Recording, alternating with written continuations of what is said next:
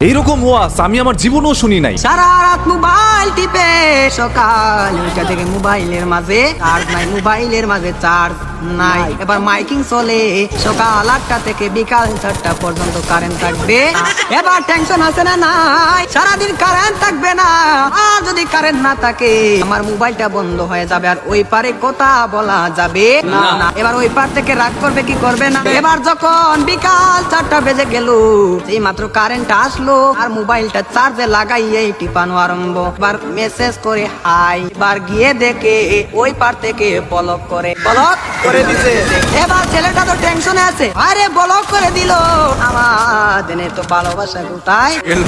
এবার 2 দিন পরে ব্লকটা খুললো, 2 দিন পরে ব্লকটা খুললো। এই 2 দিনের মাঝে ছেলেটার আরেকটা হয়ে গেছে, আরেকটা হয়ে গেছে।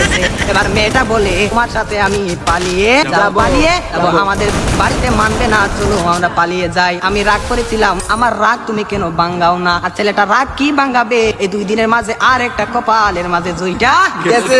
ওই মেয়েটা বলে চলো আমরা পালিয়ে যাই, ছেলে বলে চলো। এবার ছেলেটা মনে মনে ভাবে তোমার একটা শিক্ষা দিতে হবে। এবার মেয়েটা সকালে স্টেশনের মাঝে গাড়ি গুটি লইয়া রেডি। এবার ছেলেটা তো আসে না, আর মেয়েটা বাড়িতে কি যাবে, বাড়ির মাঝে 3 হাত লম্বা একটা চিঠি দিয়া পাশের গ্রামের রফিক মিয়ার সাথে পালিয়ে যাবে, বাড়িতে চিঠি দিয়ে যায়। আমি আর বাড়িতে মাঝে কোনোদিন আসবো না, সন্তান নয় কার না, আমি আর কোনোদিন বাড়ির মাঝে আসবো না। আমি চলে গেলাম পাশের গ্রামের রফিক মিয়ার সাথে, আর রফিক মিয়া তো আর আসে না, এবার 1 ঘন্টা চলে যায়, 2 ঘন্টা চলে যায়, ছেলেটার মোবাইলে বন্ধ।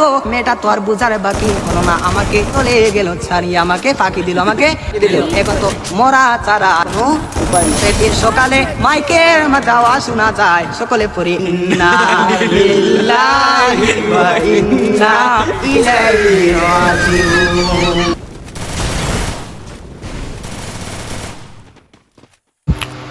বন্ধুরা, ভিডিওটা যারা দেখতেছেন শেষ পর্যন্ত দেখতে থাকুন, এবং ইউটিউবে যারা দেখতেছেন তারা অবশ্যই চ্যানেলটিকে সাবস্ক্রাইব করে দেবেন। ফেসবুকে দেখলে অবশ্যই পেজটাকে ফলো করে দেবেন। টিকটকে যারা দেখছেন তারা টিকটকে অবশ্যই ফলো করে কমেন্ট করবেন কেমন লাগলো ভিডিওটা।